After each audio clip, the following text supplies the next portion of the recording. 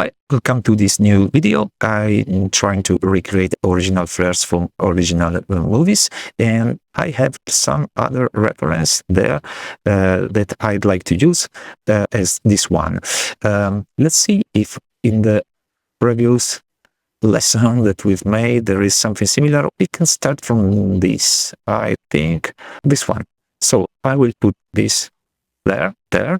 Let's try to position the sun in the same position. That is this one.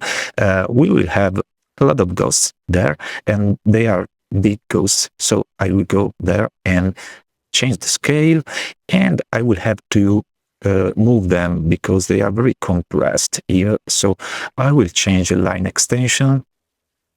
Okay, and I will shift it to go in this other part.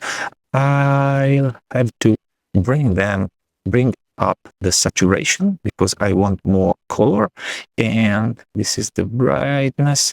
Let's change the scale. Maybe I need less ghosts. Okay, let they go there. And center transparency, maybe it's useful, but we have to turn up this. And I would like to change this into a little green and yellow. And this one. Okay, then we have a lot of light. Light reflection too, to create something more organic here and some good overlay. So light reflection is there, and this little, we can make it bigger. We can change the hue, see if we can match our colors. I will try to make it more artistic, like this. And then we can change the sun, but there is for sure this big ray here that we can simulate using the starburst linear aperture activate, so that we have turned down the blur. We have just this big ray.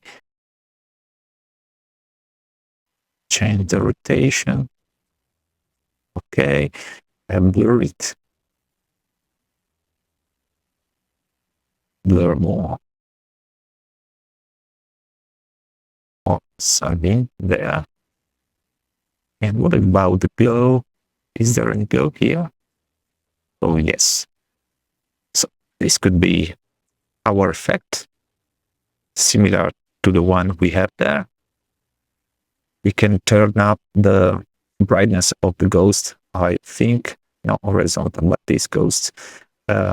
It's already very, very hot. We can try to force it full. Okay. We can change the color positioning.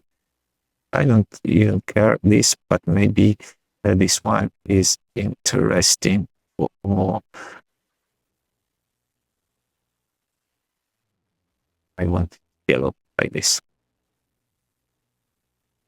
Okay. I like it, and so I will save it. And thank you for watching, and see you on the next video. Bye bye.